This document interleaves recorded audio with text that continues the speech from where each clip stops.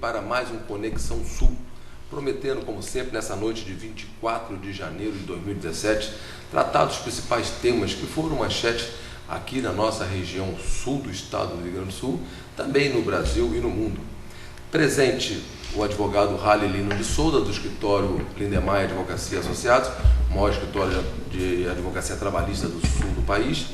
Nos e-mails Joana Souza, que você pode mandar e-mail para conexãosul@globo.com ou mensagem de texto SMS para os celulares 981340316. Como é ao vivo, eu já peço ao Matheus, colocar na técnica aí o nosso número para mensagem SMS e também de WhatsApp, que é 981340316. E hoje aqui presente, já esteve em nosso programa algumas vezes, o ex-deputado federal, presidente do Partido Progressista da cidade do Rio Grande, médico veterinário, leiloeiro famoso, Cláudio Dias, que por uma grata satisfação vai fazer parte mais do nosso quadro permanente aqui do programa de debate. Então, Conexão Sul já está começando o ano aí com essa primeira mudança, que é ter aqui como membro permanente dos debates, para valorizar o nosso aqui, para dar uma certa força no nosso programa, o ex-deputado Cláudio Dias. Também aqui no apoio a Norma Ferreira e lá na técnica, o Matheus. Tá passando aí o telefone para ser colocado. Vamos dar o nosso boa noite, então, primeiramente, para o nosso convidado especial, primeira vez como membro permanente. Boa noite, Cláudio. Boa noite, Augusto César. Boa noite, Halley, equipe de apoio, equipe da técnica, telespectadores. Me sinto honrado e privilegiado poder estar com vocês, elevando ou tentando elevar, já que a qualidade das discussões são de muito boa qualidade, poder ajudar nessas discussões que são importantes para a cidade de Rio Grande, com a minha experiência, com a minha vivência. E diz que o diabo não sabe das coisas por ser diabo, por ser velho. Então eu quero dividir essa experiência. Muito honrado, Halley. Nós que sempre tivemos uma extraordinária interlocução e muito agradecido, Augusto César, de você se lembrar da minha pessoa para podermos estar juntos nessas noites de terça-feira, discutindo os problemas de Rio Grande, do Estado, do Brasil e do mundo. Estou aí para contribuir. Tá certo. O nosso novo convidado. Vou aqui de público, agradecer e cumprimentar o Cláudio, dizer do carinho que a gente tem por ele. As nossas diferenças políticas nunca foram barreira para nos relacionarmos, especialmente porque comungamos do mesmo time de futebol. É verdade, sofredores da mesma dor. É bem verdade que vamos sofrer agora nessa Série B, mas devagarinho vamos indo. Isso nós três concordamos, porque aqui desde 84, e não é de hoje, eu sempre falo que eu sempre torci para o Internacional, quem me conhece sabe disso. Não é porque ele caiu agora que eu vou dizer que não. Registrar aqui também, eu fiz isso fora dos microfones, mas meu parabéns, e aqui na frente das nossas câmeras, para o teu pai, pelo aniversário dele, que está completando 93 anos. Então, deixar os parabéns. É uma felicidade, Halley, muito obrigado. 93 anos porque um dia desse eu vi ele com a namorada, Namorada de 48 anos, dirige, fuma 2 carteiras de cigarro por dia.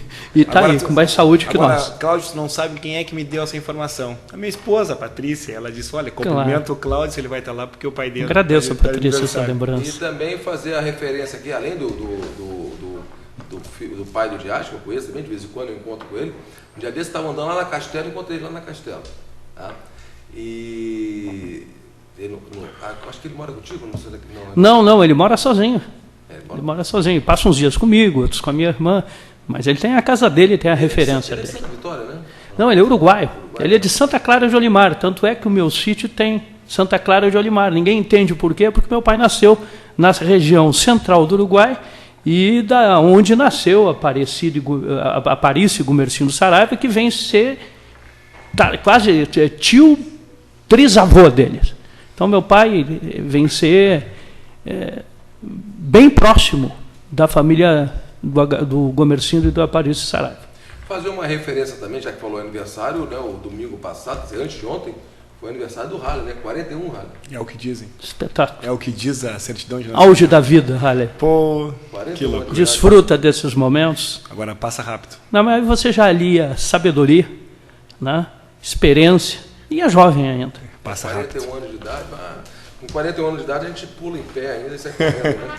Tá bem, tá bem. Mas passa. Depois dos 40 que começa a ficar mais complicado o negócio. Eu ia abrir esse assunto aqui, o primeiro assunto que eu tenho sido muito questionado para comentar, né? É a coisa boa de a gente ter um programa regional, né? É um programa simples, como você sabe, você conhece aqui, mas como passa aí no canal 14 da NET e com a promessa de voltar para o canal 2 da Blue TV, tá? E a partir de amanhã também, vou tentar, o Halley me cobra muito que a gente bote ao vivo, mas a partir de amanhã, todos esses programas que a gente grava por semana na terça-feira, na quarta vai estar no Facebook, aí, ele gravado, né? No YouTube e no Facebook, pelo menos para a gente acompanhar. Então, a gente tenta tratar dos assuntos aqui e de uma maneira bem informal e também bem democrática. Podem falar o que quiserem desse programa, que não gostam de mim ou não gostam do Halley, mas não podem falar que a gente aqui não trata os assuntos pertinentes, principalmente a cidade, de forma plural, né? A gente aqui não é programa chapa branca, né? Chapa branca é quando o programa protege o governo, ou não é um programa também de chapa preta, onde só quer criticar. A gente aqui dá espaço para todo mundo. E eu me sinto feliz, tipo, quando eu vou caminhando na rua e me param. Então, eu não vou falar nomes, né, mas ontem me parou, né, eu até achei estranho, eu estava andando ali atrás na Canabarro, e me parou um carro, coronel, quero falar contigo. E era um médico da Santa Casa, né, um médico nefrologista, né, cuida de rins, né, e ele relatando os problemas da Santa Casa. Ele falou, olha, o senhor tem que falar isso no programa lá, então vamos abrir hoje, né, falando um pouco aqui da Santa Casa. Eu aproveito que tem um Halley, que com certeza tem bastante informação, o Dias também, eu conversei com ele antes, né, afinal de contas, o que está acontecendo com a Santa Casa? Semana passada o prefeito nomeou um novo administrador, saiu o Jefferson, entrou um novo, né, o Estado, né, tivemos aqui com a Andina, tivemos contato com a Andina, que é o responsável aqui pela saúde aqui do região, né, que fica em Pelotas, e ele nos falou que o Estado ele mantém em dia os pagamentos, o que é previsto, né, e todo mundo diz que a Santa Casa tá de mal a pior, né, que eu não quero ter esse pensamento negativo, até porque é o maior complexo hospitalar do interior do Rio Grande do Sul, né, e que não atende só Rio Grande. A Santa Casa atende toda essa região sul, é importante para Bagé, para Santa Vitória, para todas essas regiões que necessitam aí dos serviços da Santa Casa, esse complexo hospitalar que envolve a Santa Casa, o cemitério, o Hospital de Cardiologia, o Hospital Psiquiátrico, que também está com problema. Então, a pergunta que eu vou lançar aqui, até para vocês debaterem aqui com a gente, é o seguinte, né, qual é a real situação da Santa Casa e o que está acontecendo, né? Não vou nem dizer que está mentindo ou falando a verdade, mas com quem está a razão, o que está acontecendo afinal? É o Estado que não repassa dinheiro? Ou a Santa Casa está inchada demais, né? Não está prestando os serviços, né? Ou os serviços estão defasados os valores, né? Que deveriam ser cobrados, né? O que está acontecendo com a Santa Casa? Posso iniciar dizendo que o maior problema da Santa Casa é, sem sombra de dúvida, a falta de dinheiro, né? Que, aliás, não é só da Santa Casa de Rio Grande, é de outras Santa Casas do estado do Rio Grande do Sul, uma situação calamitosa da saúde das Santa Casas gaúcha, e que aqui em Rio Grande nós podemos dizer de forma muito tranquila que a Santa Casa só está aberta pelo sacrifício dos trabalhadores e das trabalhadoras, dos médicos, dos enfermeiros, dos assistentes, né, do pessoal da limpeza, do pessoal da portaria, que mesmo sem receber o seu salário na integralidade, ainda continua prestando serviço, né? Aí é importante lembrar o que nós já trabalhamos aqui neste programa.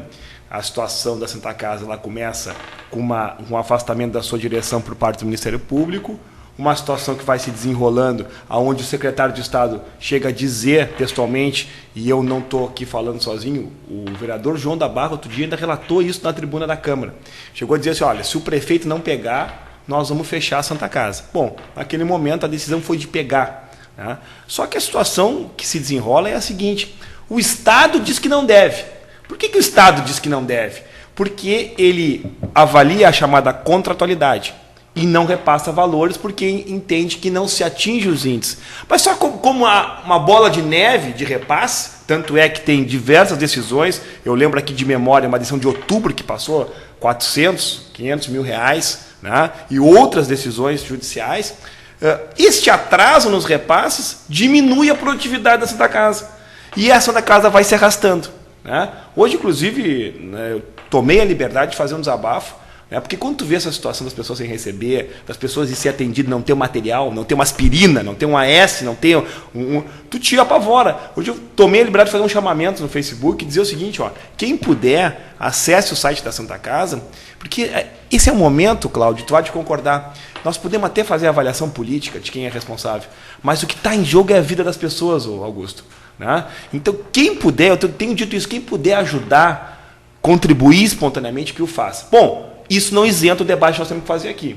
Né? O debate que o Estado tem que fazer a parte dele, eventualmente, se o município não está sabendo gerenciar, tem que se apontar os erros que estão acontecendo. Né? O governo federal, se puder ajudar, tem que ajudar. Não isenta isso. Mas o que eu quero dizer aqui é que o momento é tão crítico que se a gente puder fazer um sacrifício de contribuir, depositar na conta da Caixa Econômica Federal ou do Unicred algum valor para ajudar, e eu acho de suma importância. Né? Acho de suma importância. Sem botar uma cortina de fumaça em cima do problema central, que é um problema de responsabilidade também política. E também administrativa, não é à toa que teve a troca do administrador. Eu conheço o Maico, né, espero que ele tenha a capacidade de gerenciar, porque é gerenciamento de crise que nós estamos ali vivenciando, né, e que as coisas possam andar dentro da Santa Casa. Não sei como é que o Cláudio enxerga essa questão. Eu quero passar a dizer aos telespectadores que ninguém que possa fazer uma crítica à atual situação da Santa Casa pode ser analisado como alguém que torce para que dê errado. Mas qualquer outro setor até admito. Agora, na questão de saúde, na situação que se vive, e essa referência regional que foi a Santa Casa de Rio Grande, praticamente a única alternativa que se tem torcer contra é uma imbecilidade. Então, alguns pontos que eu vou fazer, eu sabia dos problemas da Santa Casa de um modo genérico, muito difuso. E todo mundo sabe que eu fui candidato a prefeito e recebi informações que, sinceramente, é que eu não gostaria de ter recebido. Porque eu vejo o grau de comprometimento da saúde da Santa Casa. E tem muitos erros. Erros remotos, erros atuais, e erros nesse interstício de hoje para o período da necessária, segundo aqueles representantes da Procuradoria Pública pela intervenção.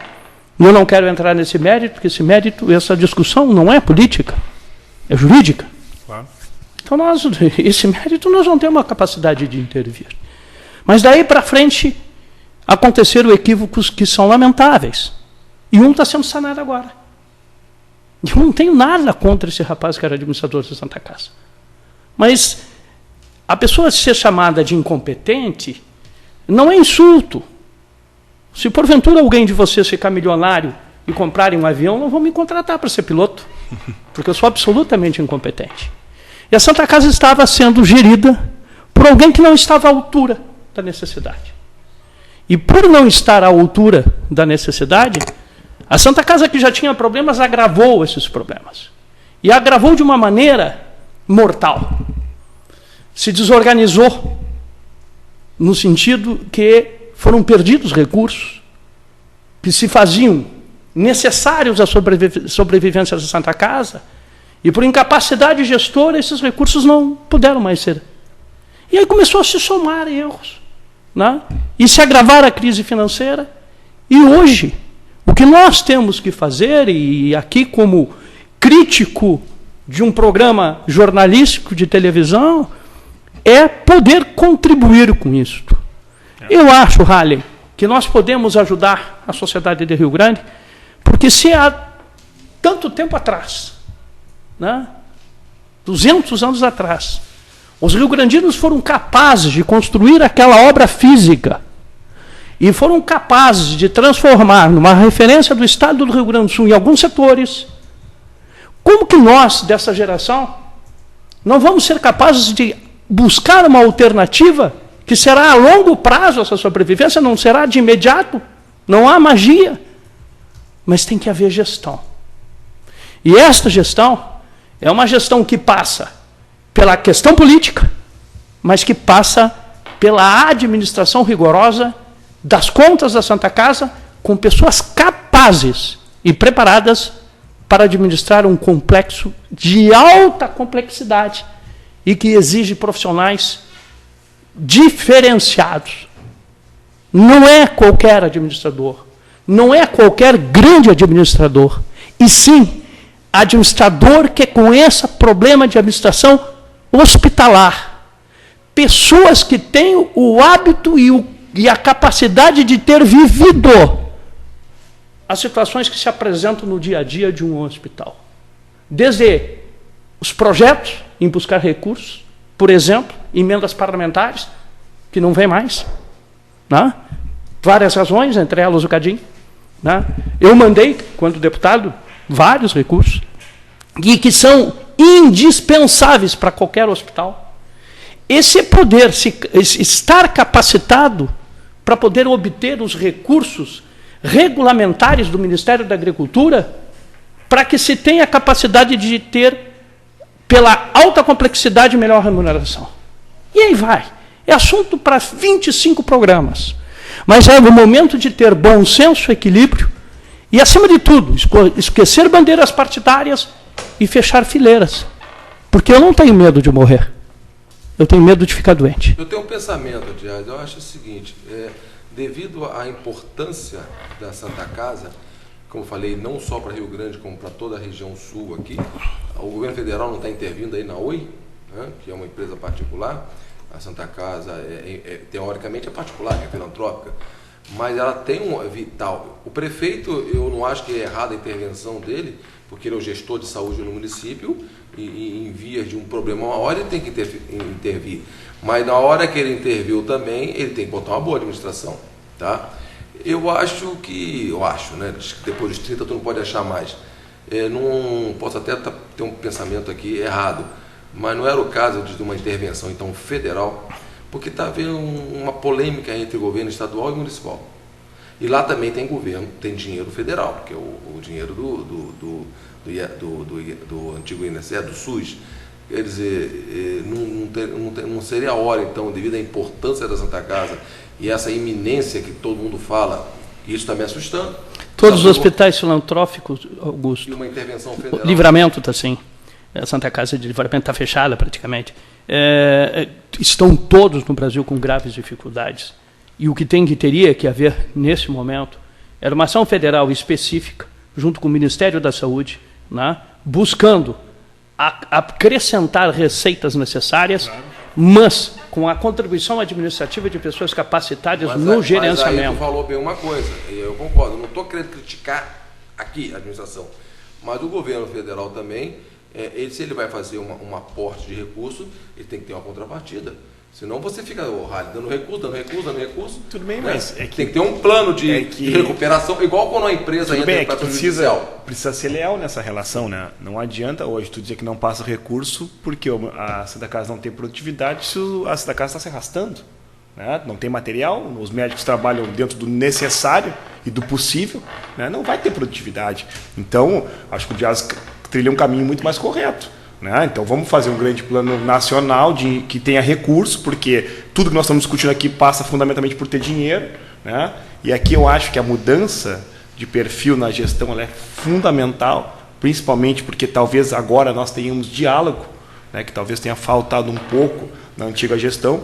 Acho que a partir de agora fico tranquilo para dizer, pode até se errar, né? Mas o caminho que vai se trilhar é um caminho de recuperação. Agora, precisa de dinheiro. Eu vou tomar liberdade aqui de dizer o seguinte, aqueles que quiserem ajudar, e aí não tem valor, né? Quem quiser ajudar, ajuda com o valor que tiver. Caixa Econômica Federal, agência 2515, conta 1068, dígito 5. Caixa Econômica, agência 2515, conta 1068, dígito 5. Aí o camarada disse lá para mim hoje, mas eu não vou pagar porque eu já pago imposto. Tudo bem, é uma compreensão individual, né? Mas quem quiser dar, que dê o que entende que seja necessário, qualquer ajuda. Quem construiu a Santa Casa também pagava impostos e contribuiu na sua contribuição. Nós temos uma mensagem? Claro. Sim, mensagem de Jefferson Cardoso. Parabéns ao programa e ótima conquista. O Cláudio Dias com certeza irá engrandecer muito. Eu agradeço. Eu espero, o objetivo é este. Mas uma coisa que, Halley, é indiscutível, e no período que eu tive acesso a todas as informações, o que mais me alarmou, e eu acho que foi o maior erro, foi o erro da transição. A Santa Casa tinha graves problemas e dificuldades, não entro no mérito, mas tinha uma organização lógica. Estava com as contas renegociadas, feito o pro não sei o quê, ProER, não, tinha uma negociação feita, todas as contas em dia, e quando houve essa troca, houve uma ruptura. E essa ruptura trouxe a desorganização estrutural da Santa Casa. E faltou a competência, sim, faltou o preparo necessário para o conhecimento da complexidade do problema de saúde, porque gerenciar um complexo hospitalar não é gerenciar um hotel. Deixa eu ver se eu entendo. As contas específicas, os códigos, as formas de fazer esses cálculos, o encaminhamento das contas para os recebíveis, é algo muito difícil e que exige pessoas altamente preparadas e treinadas nesse sentido. Deixa eu ver se eu entendo o que você fala e o que eu também capto nas ruas, né, conversando com a pessoa. Então, houve um problema na Santa Casa, de ordem até judicial, onde o promotor público viu possíveis irregularidades. Na justiça nunca diz que há, né, possíveis, porque a ação só ainda depois não terminou. Só depois de julgado. Né? Possíveis irregularidades na administração anterior, e aí pediu o afastamento do administrador. Houve, então, o afastamento não só do administrador, com grande parte do corpo da direção, foi substituído por um novo corpo que talvez não conseguiu pegar as rédeas, não tenha cometido nenhuma irregularidade jurídica, mas não teve a competência necessária para gerir essa casa. Faltou competência gerencial. Quer dizer, o problema, o que está aparecendo os cálculos dos recebíveis, a grande maioria, não é a questão particular. São as questões que têm origem governamental, Ministério da Saúde, Secretaria da Saúde. E essas equipes que trabalham nisso são pessoas não só que têm que ter capacidade, até acredito que muitos que estão lá têm capacidade, mas não tinham a vivência necessária para trabalhar, ou seja, eles não estavam preparados para o tipo de demanda que se fazia necessário. E isso trouxe uma coisa gravíssima para a Santa Casa, se desorganizou. E essa desorganização, nesse período de intervenção, está sendo catastrófica para o futuro da Santa Casa. Agora, uma crítica que eu faço aqui ao Ministério Público é o seguinte: ele tem que cumprir o papel dele, de fiscalizador da lei. Agora, o Ministério Público joga uma suspeita sobre a Santa Casa. Aí tudo bem, não vamos divulgar para não atrapalhar o processo. Mas olha, a intervenção da Santa Casa já vai fazer 2 anos. Até agora eu não vi nenhuma manifestação do Ministério Público dizer qual era o problema. Então, o que está faltando ao Brasil é a transparência. E o Ministério Público, tanto o estadual como o federal, aí eu vou concordar com o que o Halley fala, está sendo um fabricador de destruição de reputações. Porque o Ministério Público, se ele não tem competência para em 2, 3, 4, 6 meses divulgar o que está acontecendo, então não pode fazer o que faz. Porque, olha bem, faz 2 anos que ele pediu a intervenção e o afastamento do administrador. Você sabe qual foi o motivo que pediu esse afastamento? Já foi divulgado tudo? É um processo judicial que está transitando. Mas aí, vai levar 10 anos esse processo? Aí o antigo administrador daqui a pouco é inocentado? Olha bem, não estou aqui inocentando ninguém. Aí daqui a 10 anos, aí o antigo administrador de repente é inocentado, aí o camarada está aí com 60 e poucos anos, foi chamado de ladrão, de corrupto por todo mundo. Então é o seguinte: nós não temos mais uma justiça séria no Brasil. E eu sou advogado e estou falando isso. Nós não temos mais. Mas tocou no tema, nós não temos prazo. Esse é um tema importante, viu? E agora, há poucos meses atrás, se discutiu a questão do quem controla o Ministério Público. Porque todos têm controle. Sim. O político tem o controle da população. Se ele for mal, a população vai derrubar, e o próprio Ministério Público também pode derrubar, e a Justiça Constituição de 88. Quem controla o Ministério Público? Essa é a grande questão. E aí tu toca num ponto-chave. Por exemplo, o exemplo que está hoje na conjuntura, Boate Kiss. Né? 4 anos de Boate Kiss. E aí há uma crítica pesada dos familiares que perderam seus filhos, né, seus netos naquela tragédia, uma crítica ao Ministério Público. E o que o Ministério Público faz? Além de não propor, no que entendia os familiares, ações cabíveis, ele entra com ação contra esses familiares porque entende que a crítica pública... Ou seja, hoje o Ministério Público está processando as pessoas que perderam seus filhos. Né? E por quê? Se nós formos ver lá atrás, muitas vezes o Ministério Público... Ele não pode fazer crítica a ele. Muitas vezes o Ministério Público faz uma exigência ambiental XYZ. O empreendimento não sai. Qual é a responsabilidade do Ministério Público nos empregos que não foram gerados na sociedade?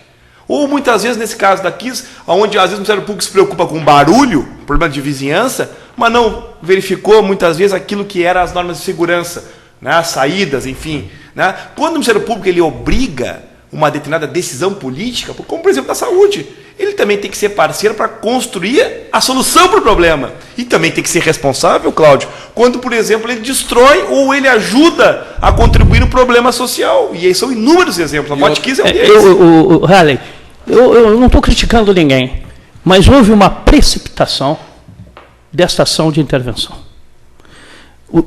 Qualquer outro setor, uma intervenção, não tem a complexidade que tem num agente de saúde como a Santa Casa. Tinha que ser feita uma transição, uma preparação daqueles que iriam assumir as funções, de forma paulatina e gradativa e com aproveitamento de algumas pessoas que foram sumariamente afastadas porque faziam parte da estrutura anterior. E não quer dizer, por fazerem parte, que poderiam ter os mesmos problemas que alegam que os outros tinham. Então, essa destruição ela foi assim, cortaram a cabeça e largaram um corpo acéfalo. E a Santa Casa, tomara que esse moço, que eu conheço e sei que é capaz e sério, consiga esse quase milagre da recuperação da Santa Casa. É verdade. Não, é essa a expectativa, né? Tanto o administrador que saiu como o que está entrando, certamente ninguém trabalha para destruir a Santa Casa, né? Todos querem... Mas ele sozinho, se ele não tiver um corpo técnico, Halley... Não anda. Se ele não anda, ele tem que ter um corpo técnico que conheça a sistemática. Ele tem que ter um corpo técnico capaz de resoluções rápidas, para não perder prazos, para não perder recursos. E é complexo, é extremamente difícil. Isso tudo é tão verdade como o que eu vou te dizer agora. Também sem dinheiro, tu pode ter a maior técnica do mundo, mas se não tiver para botar no final do mês, a coisa não vai funcionar. Em casa que não tem pão, todo mundo grita e ninguém tem razão. Eu vou fazer uma provocação aqui e chamar os nossos apoiadores, mas falar o seguinte, tá? E é uma crítica que eu vejo. E aí no próximo bloco, eu deixo a palavra para vocês dois. Se bem o Dias, que o programa aqui é o seguinte, aqui não tem hierarquia nem espera, né? Quiser entrar, só espera um respirar, já entra, entendeu? Aqui não fica esperando, senão daqui o Halley monopoliza, não deixa tu falar. Nem falei quase. Mas eu vou fazer uma provocação seguinte. O Brasil está numa crise real, e isso não é história da carochinha, né? A miséria está rolando, Rio Grande está muito mal. Eu ando na rua, o cassino reduziu o movimento à metade, quem anda lá pode ver. Tirando o final de semana, o resto você vê que não tem movimento. Eu nunca vi o supermercado do cassino nessa época do ano, eu já moro no cassino há 10 anos, você entra lá e está vazio. Tá? Então nós estamos numa crise real, porque a gente vê como está a situação. Tá? Ninguém está aqui fazendo, né, apologia do caos, é uma realidade. E nós em Rio Grande, nas 3 esferas de administração, eu não estou vendo exemplo. Então, eu não estou vendo o exemplo do prefeito Alexandre de Maia, eu não estou vendo o exemplo do governador Ivo Sartori, e eu não estou vendo o exemplo do presidente da República, Michel Temer, em termos de corte de gastos, em termos de economia. Às vezes pode ser um gasto até simbólico, mas esse simbolismo a nação precisa. Né? O Charles Saraiva, por exemplo, presidente da Câmara, cortou o cafezinho. Tá tudo bem, vai manter as diárias, vai manter 7 assessores, né? Os super salários, mas cortou o cafezinho. Mas pelo menos cortou o cafezinho, né? Mas aí eu não te entendo. Tu quer um ato de pirotecnia? Não, pirotecnia. Não, ou tu quer algo um sério. Não, pois então, é isso. Por exemplo, assim, quando você não cortou. Não, mas daqui a pouquinho é o seguinte, a máquina está tão bem estruturada, ou a máquina precisa. Está inchada. Assim, esse debate é um debate que está bem, vamos chamar depois de tá bem fervente no nosso país e vai ser a pauta de 2018. Eu não sou nem a favor nem do Estado máximo, nem do mínimo. Eu sou a favor do Estado necessário. Nós estamos em crise. Não, nós estamos em Agora, crise. Pirotecnia também não leva a nada. Tem que cortar CC, por exemplo, vale. Eu vou te dar um exemplo. O governador Sartori, ele extinguiu diversas secretarias, está extinguindo a SPH, só que só tem um detalhe, está contratando CC. Como fez lá na Fundação Zoobotânica. Mas é o que eu falei, não deu como exemplo. Está fazendo na TVE. E aqui na cidade, por exemplo, por que não junta? Dando exemplo, por que não juntou? É bom ter uma Secretaria da Cultura, é bom, quando está em situação normal, mas não tem, é mais um secretário, é mais um subsecretário. Então, por que não junta Educação e Cultura, Turismo, Esporte, Lazer? Cara, não dá mais. Um exemplo de administração, espero que continue assim, antes de chamar o nosso comercial, que eu estou vendo. Exemplo, está dando exemplo. É o Dória em São Paulo. Está dando um exemplo de como deve ser um administrador. Em 2, 3 semanas no governo, já praticamente zerou as consultas médicas do município, do maior município do Brasil. Vamos chamar o nosso... Será que ele zerou, Augusto?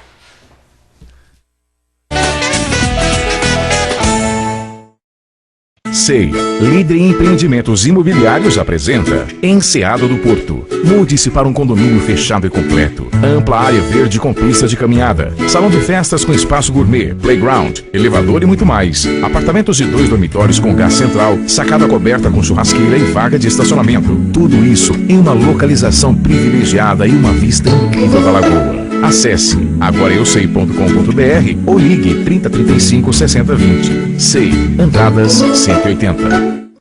Canal Dente Convênios. Há mais de 10 anos crescendo com o Rio Grande. Médicos, dentistas e laboratórios ao seu alcance. Rua Marechal Floriano 554. Telefones 3231-2098 e 3231-5441.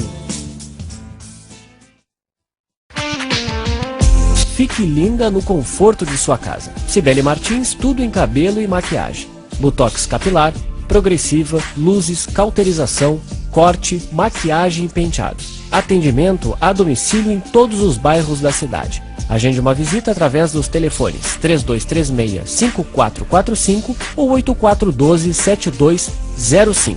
Cibele Martins, tudo em cabelo e maquiagem.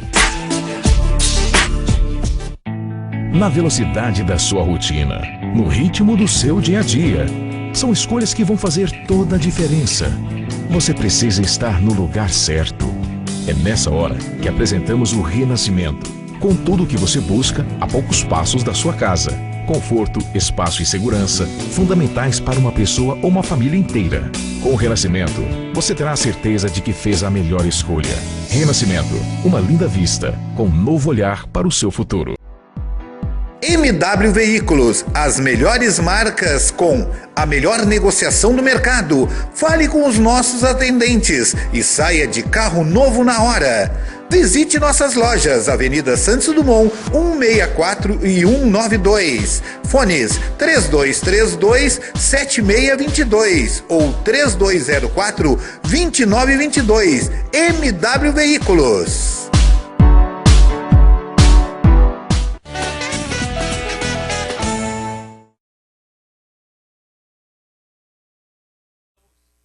Estamos de volta com o nosso Conexão Sul. Lembrando que você pode participar a qualquer momento, mandando mensagem de texto para conexãosul@globo.com e também para o WhatsApp 981340316. E eu quero também fazer aqui, que eu vi, não passou ainda, mas nós temos um novo apoiador, aqui o nosso amigo Carlinhos, da Academia Pro Fitness, que é no Cassino e no Centro. No Cassino, ali na São Borja 374, ao lado ali do posto de gasolina ali da estação, e na Marechal, ali na Marechal 188, Academia Pro Fitness, do nosso amigo Carlinhos, né? Responsável aí para a gente ficar com o braço mais grosso, né? Mais forte aí. Então, um abraço aí para o Carlinhos e para toda a equipe aí da Pro Fitness. Dentro desse assunto que nós falamos aqui, Ali. Qual deles? Porque eu falei que eu não estou vendo exemplo das 3 esferas de administração, então eu quero te dizer o seguinte, de austeridade. Claro que cortaram uma coisa aqui, outra ali, mas não nesse aspecto do que o Brasil precisa. No que tange ao município, tu converse com os servidores públicos das mais diversas secretarias, tu vai constatar que foram reduzidas drasticamente as horas extras, que é um dos principais volumes de recurso que, historicamente, o município compromete o orçamento do município. Desde junho, o prefeito determinou esta redução. Aliás, eu, inclusive, tenho críticas em relação à redução que foi feita, porque há setores, principalmente da limpeza urbana, né, da Secretaria de Obras, em que precisa, muitas vezes, que os servidores tenham um volume de horas extras capaz de dar conta das demandas do município. Então, há uma significativa redução, porque o gasto com o pessoal acendeu a luzinha lá, que é do limite prudencial da Lei de Responsabilidade Fiscal, né, foi feita essa decisão, inclusive muito a contragosto de diversos setores da prefeitura, muitos setores ficaram revoltados com isso. Então, o município faz a sua parte. Agora, é claro, existe também a pirotecnia que impressiona, né? O camarada lá vai lá, reduz café. Bom, com todo respeito, é gasto, mas vamos ver o número de terceirizados, o número de CC, o número de diária. Se é isso a questão. Agora, assim, eu também acho que a gente não pode usar isso como um argumento falso, porque daqui a pouquinho tu diminui a prefeitura municipal na sua ação concreta com a sociedade, tu diminui lá a Câmara de Vereadores, que não consegue, né, se inserir onde tem que se inserir. Esse argumento também não pode ser uma forma de reduzir a atuação da questão pública. Né? Tem que ir devagar. Eu respeito a tua posição, tu vai muito na onda do politicamente correto, tu apresentou um volume de projetos nesse sentido, mas também até que ponto é importante isso? Né? Por exemplo, eu fui o cara que manifestei no que tange aos aumentos dos absolutamente inoportuno. Aliás, tem vereador ali que eu conheço, que é meu amigo, que nem sequer precisava fazer aquilo ali e acabou entrando de gaiato naquela questão. Mas também eu sou contra dizer que o vereador tem que ganhar salário mínimo, entendeu? Porque não é verdade. Porque se tu fizer essa redução da política, tu vai fazer com que poucos sejam vereadores. Não, salário mínimo não, mas pode reduzir? Pode. Eles foram espertos, eles lançaram um aumento, eles já recebem um salário bem acima do normal. Bem acima do normal pago na maioria das mais de 5.500 câmaras do Brasil. Eles lançaram um aumento, aí todo mundo ficou sensibilizado, pressionaram, o prefeito vetou e tirou o aumento. Todo mundo parece ser o vitorioso, Dias. Só que eles continuam com um salário bem acima da média. A remuneração política, e eu tive a oportunidade de ser remunerado politicamente, eu acho que tem vereadores, deputados, que se ganhassem um salário mínimo são caros para o país. Porque são improdutivos, são incapazes, são perdulários, são irresponsáveis. E que se ganhassem muito bem, seria muito bom para a sociedade, porque a sociedade se sentiria compensada pelo trabalho e pelos resultados desses agentes públicos, que muitos têm como emprego, e que na realidade é uma representação política. Então, essa questão salarial, eu não quero discutir não, porque eu acho que tem gente que ganha salário mínimo, já era demais, e tem pessoas que podiam ser, e são sendo bem remunerados, estão cumprindo com justiça e recebendo com justiça pelo seu desempenho. Agora, quando você falou nas horas extras, eu acho que hora extra é a última coisa que tem que se fazer. Eu acho que tem que se começar com uma ação de revigoramento, de reorganização, né, de realinhamento das contas. Né? Acho sim que se fazia necessário uma diminuição de secretarias. Né? Acho que você levantou esse tema, a questão dos terceirizados, das cooperativas, isso é uma coisa muito obscura em todos os governos, e aqui também é. Né? Isso tem que ser discutido com profundidade. Eu acho que o Rio Grande está gastando muito e mal. Né? E eu acho que não pode se jogar a culpa em cima do funcionário. Porque o funcionário, e veja bem, eu não estou aqui falando como político, eu estou falando como cidadão. Tá? Um funcionário público, se ele tem um desempenho que exige horas extras, é justíssimo. Tá? O que não se pode é criar horas extras para remunerar de forma colateral para melhorar salário de amigo do governo. Então, são uma série de coisas que pode se fazer, e eu acredito que o prefeito Lindemeyer vai fazer ainda. Ele tem que fazer um enfrentamento antes que o Rio Grande fique como está Santa Casa. E esse realinhamento tem que ter braço forte. Tem que ser, sim, antipático com alguns, para beneficiar o máximo possível da sociedade. E Rio Grande está no momento de fazer uma análise das terceirizadas, das cooperativas, do número excessivo de cargos de confiança, do número excessivo de secretarias.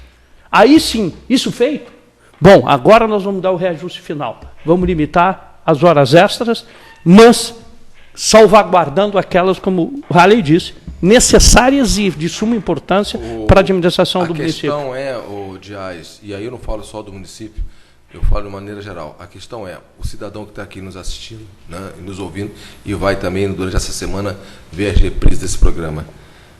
Nós estamos agora no período de receber os impostos. Eu já recebi lá os alvarás da minha empresa para pagar, o IPTU, né, o IPVA, né, Halley? E por aí vai, tá? Qual é o retorno que nós estamos tendo?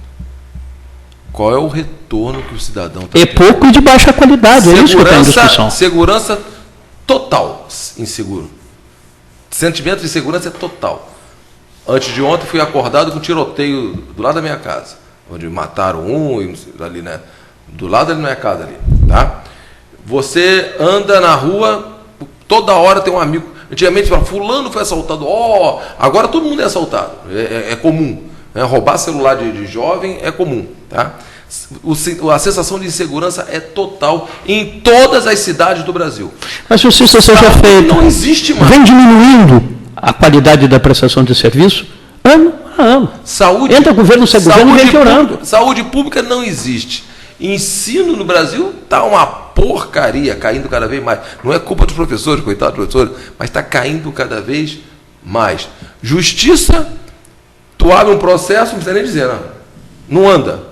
Tu vai lá, os fóruns estão abarrotados de processo, falta servidor, falta isso, falta aquilo. Quer dizer, o cidadão está pagando imposto. E qual é o retorno? Nenhum. Então o brasileiro é até muito calmo. Antes de voltar aqui a palavra para o Halley para falar alguma coisa, só para descontrair aqui, vamos voltar ao nosso trailer aí, uma dica de cinema aí que está sendo lançado. Coloca aí na tech nosso um trailer de um filme que vai ser lançado aí no Brasil. Kick some ass, get the girl, and try to look dope while you're doing it. Get on your knees! You have 3 seconds to comply. 1, 2, 3. If you wanted me back, you could have just asked me.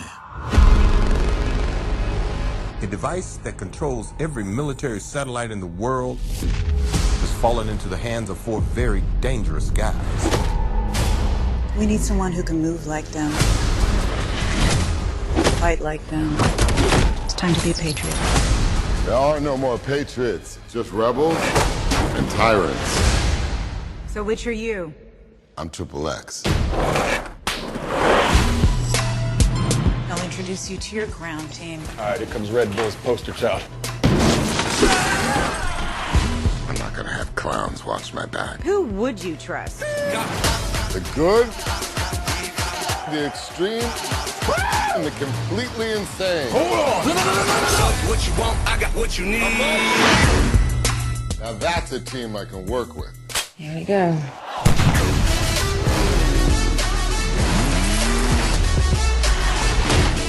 It's refreshing. You actually know what you're doing down there. Yeah, that's what she said. Wow. These guys of yours are the real kind of trouble. You have no idea what you're up against. Whatever it is you're looking for, you're gonna come up short. Does this mean you're not making me breakfast in the morning? We're willing to die to keep the world safe. How about you? I live for this. I guess we're on the same team now. You ready to have some fun? What you want, I got what you need. I go low. I'll go high.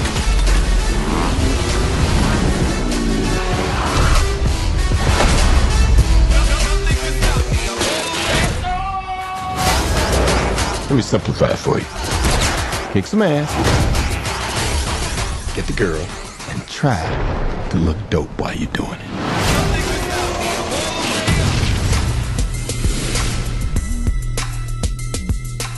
Damn, it feels good to be back.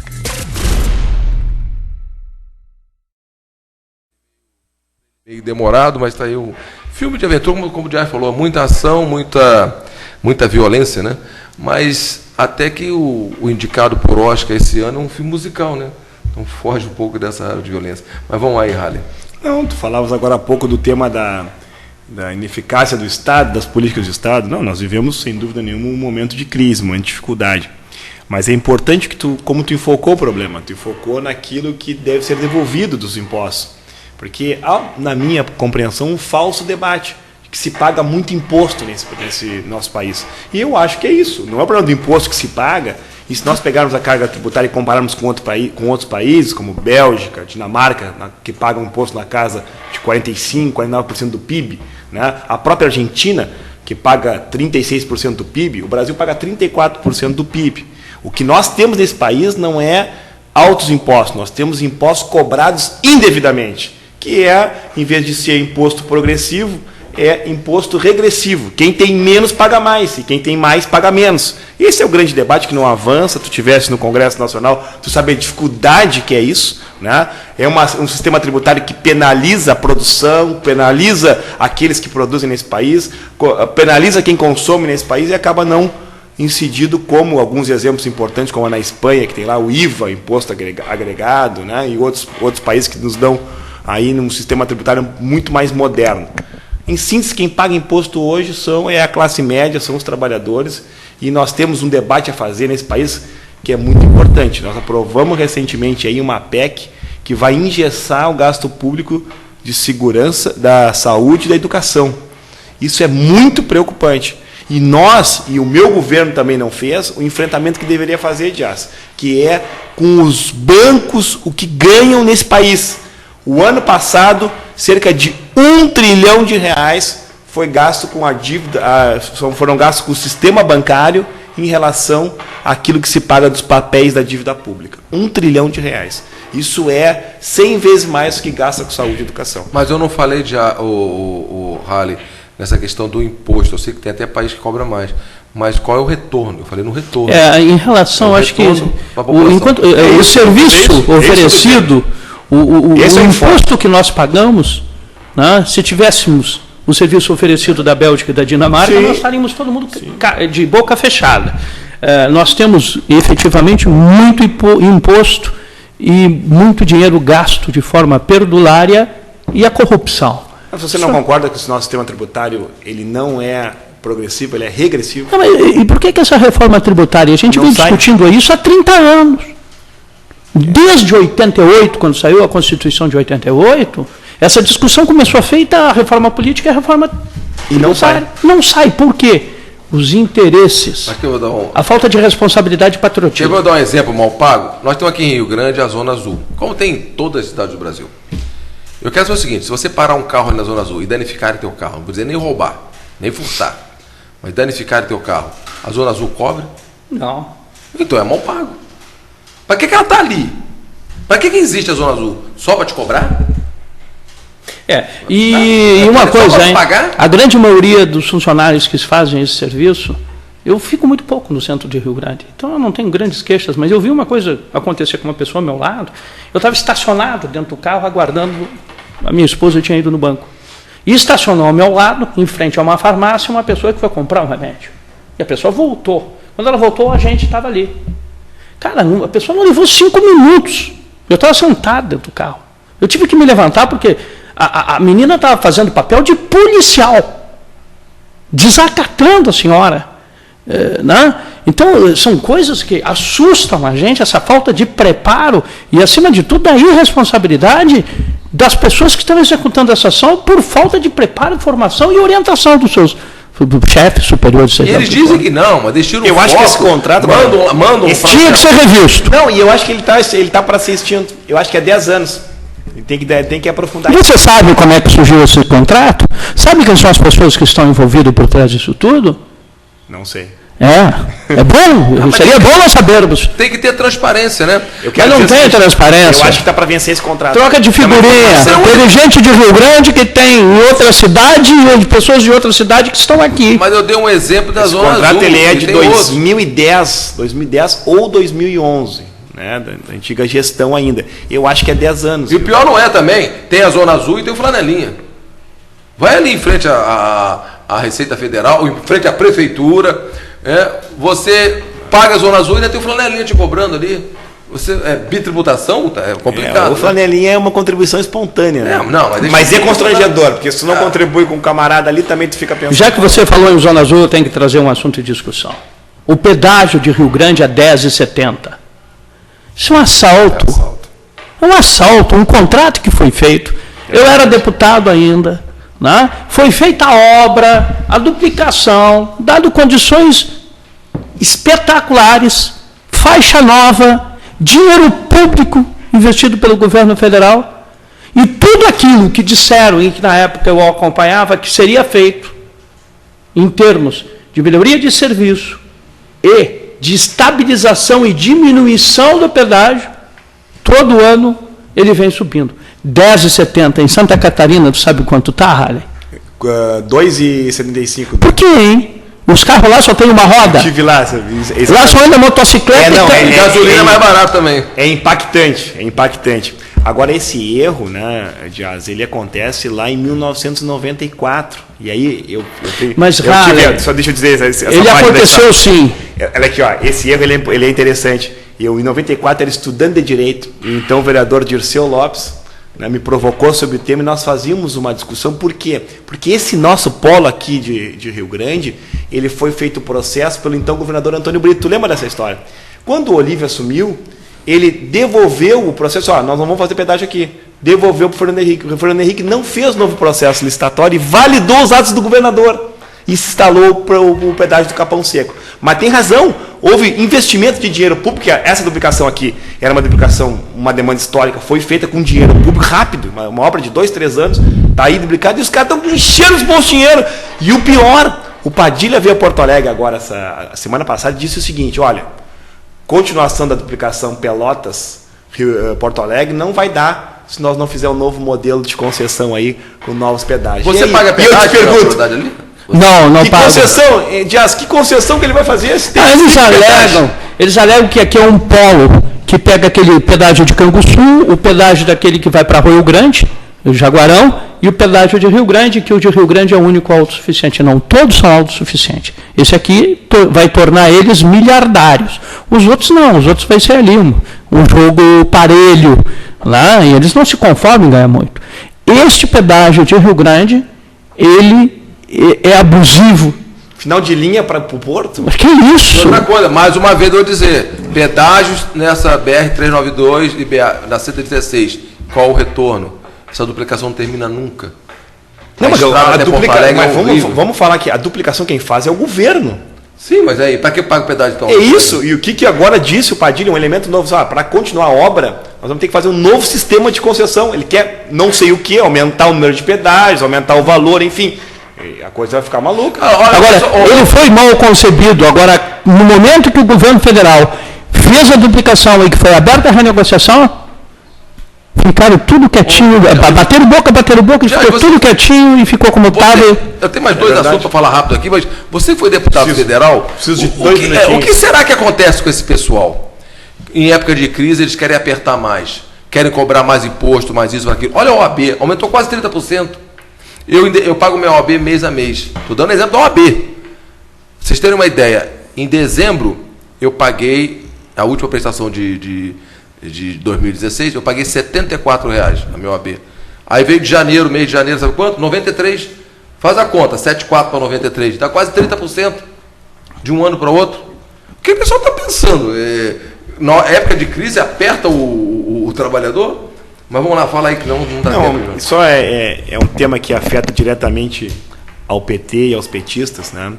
Nós estamos numa cruzada nacional dos vários diretórios municipais e estaduais contra a posição do Diretório Nacional do PT, que na contramão da história do partido resolveu tirar uma resolução que permite que o PT faça uma aliança com o Rodrigo Maia.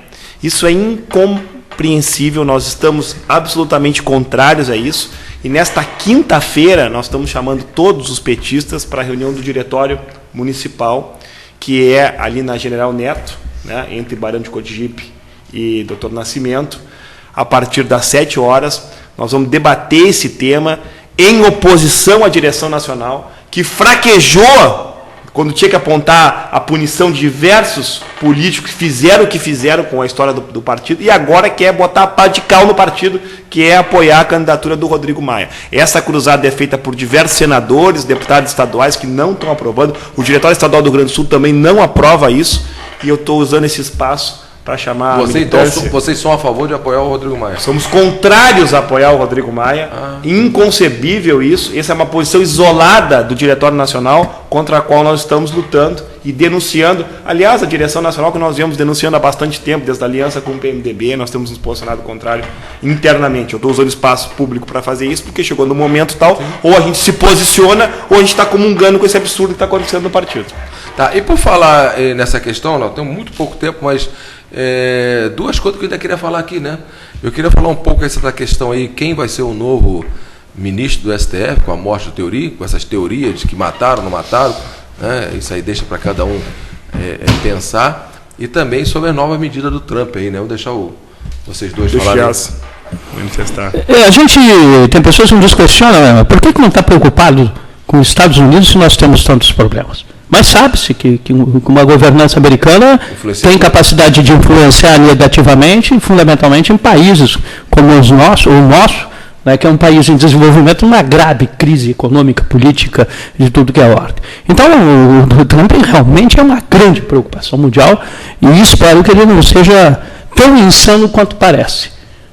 Então, nessa resposta aí, eu deixo bem claro que o mundo todo depende muito do presidente dos Estados Unidos, de forma direta ou indireta. Gostem ou não gostem dos Estados Unidos, é a maior economia do mundo, e um presidente equivocado e tomando atitudes como o Trump tenha demonstrado que vai fazer, pode sim trazer graves prejuízos ao equilíbrio mundial. Tá, mas ele tomou uma medida, olha, pode ser questionável. Por exemplo, uma das coisas que eu estava vendo que ele fez, já tinham empresas empresas automobilísticas americanas que estavam instalando já fábricas no México.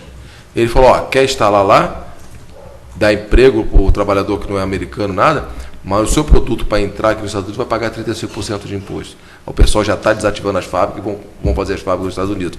Olha, é questionável, mas é o seguinte, ele está vendo o lado do povo dele, né? Isso aí você não pode também condenar. Mas um país com a economia do tamanho dos Estados Unidos e com a liderança que exerce no mundo, eles têm que pensar, sim, em primeiro lugar, o povo dele. Mas tem que ter uma contrapartida e um equilíbrio para o equilíbrio mundial. Senão nós vamos entrar numa fase de grande conturbação e, quem sabe, conflitos desnecessários. Eles sempre foram a balança do mundo, mas... Os Estados Unidos têm 51% do consumo mundial. Ele não sobrevive apenas com os Estados Unidos produzindo. Ele precisa do resto do mundo. E o Dias tem absolutamente total razão quando ele diz que nós estamos todos preocupados pela conduta que ele está tomando. Aliás, há um paradigma hoje. Muitos defendem a questão do Trump, né, e ao mesmo tempo se dizem liberal. Mas o Trump é um intervencionista. Ele é um intervencionista de Estado forte. Né, eu não consigo entender essa histeria que hoje está tomando o paradigma do liberalismo. Não é o Trump. Mas o pior de tudo que nos deixa preocupados são as garantias individuais. Não é à toa que mais de 1 milhão de mulheres foram às ruas nos Estados Unidos, preocupadas com algumas posturas que ele tomou. O povo hispânico lá, o povo latino que está lá ilegalmente, tem que estar com as barbas de molho, porque vai ser deportado, vai ser colocado para fora. Mas que ele não tem um raciocínio bélico. Isso é o que mais nos preocupa. Né? A questão do investimento bélico, que é o que mais nos preocupa.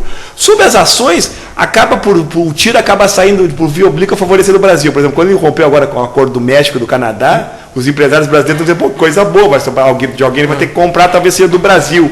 Né? Então a gente ainda vai ver muita coisa se movendo. Mas você falou uma coisa que está voltando no Brasil, pragmatismo. O Brasil perdeu um pouco o pragmatismo. Vamos ter uma mensagem? Sim, mensagem de José Ney. Boa noite. Programa de alto nível. Parabéns aos protagonistas. Vamos divulgar não mais a Praia do Cassino, mas o Balneário Cassino. Praia tem em todos os cantos desse país tropical. Que bom seria se os rio-grandinos natos ou por adoção e os cassinenses de todas as querências passassem a divulgar o Balneário Cassino nos mesmos moldes que os catarinenses chamam de seu Balneário Camboriú. Ok. Mas olha, para terminar o programa, acho que praticamente está terminando o tempo, né? Agora, uma coisa que eu vi, eu estou dizendo, lá tem lado bom e lado ruim, mas o Trump está querendo ver o que é melhor para o país dele. Né? E no Brasil, nos últimos anos, nos últimos 30 anos, o Brasil só fez besteira. Se aliou só com porcaria. Tá? Esse Mercosul, na minha opinião, já podia ter ido embora há muito tempo. Eu sei que tu teve integração Mercosul. Agora, o que hoje em dia nos interessa Mercosul? O que nos interessa aliança com o Uruguai, com 3 milhões de habitantes, me desculpe. Não é que não tem que ter comércio, mas não essa amarração que nós fizemos com o Uruguai, com o Paraguai, com Bolívia, com Venezuela. Tá? A Bolívia não faz parte do Mercosul. O Mercosul são os 4 países original, mais a Venezuela, que eu fiz um voto separado contra, porque eu não entendia não pela economia e o povo venezuelano, e sim pelo Estado Democrático de Direito, que a cláusula pétrea do Mercosul estabelecia a cláusula democrática. E eles já não tinham mais. Aquele BRIC, tudo bem. Índia, China. Claro, pensei que tu não ia falar sobre isso. Índia, China, Rússia, aí tudo bem. Tem mercado consumo, tem produção. Mas aí nós caímos numa coisa. Na verdade, a grande saída para o Brasil eram os BRICS, que acabou sendo desmantelado lá da sua concepção original, porque era dialogar com a China, que tem uma produção grande, com a Rússia. Né, Vocês sabem quais são os dois, está entre os 10 maiores parceiros do Brasil? Venezuela e Argentina. E a Argentina tem uma economia, mas a Venezuela hoje é um esqueleto político destruído, um país destruído, e deve para o Brasil, se não me engano, 39 bilhões de dólares jamais recebíveis. E por isso eu fiz esse voto em contrário, e fiz um voto em separado para a não entrada da Venezuela. Naturalmente eu fui derrotado, o PT e o governo Lula desejava que eles entrassem pelo alinhamento político que existia natural, e eu perdi. Mas o Mercosul, o que tem que existir não é as cláusulas democráticas, mas a cláusula de integração dos povos, e a partir daí se desenvolver um sistema único com tarifas diferenciadas, justas, para desenvolver o Cone Sul como um todo. Esse é o objetivo. O Mercosul ele está concebido politicamente de forma correta, mas ele está sendo incrementado pelo lado contrário. Nós, em vez de começarmos a integração das fronteiras e dos povos, nós começamos com a integração política, que deu no que deu. Dias, acabou o nosso tempo hoje. Eu quero mais uma vez agradecer a presença e dizer, né, que você estará aqui conosco. Espero que com poucas faltas, né? Assim, né, para a gente poder fazer um programa com o José Ney, agradecer o José Ney, né? Eu tenho certeza que o programa aqui vai estar do agrado aí da maioria dos nossos telespectadores, né? Um forte abraço a todos e até semana que vem, né? Se Deus assim desejar.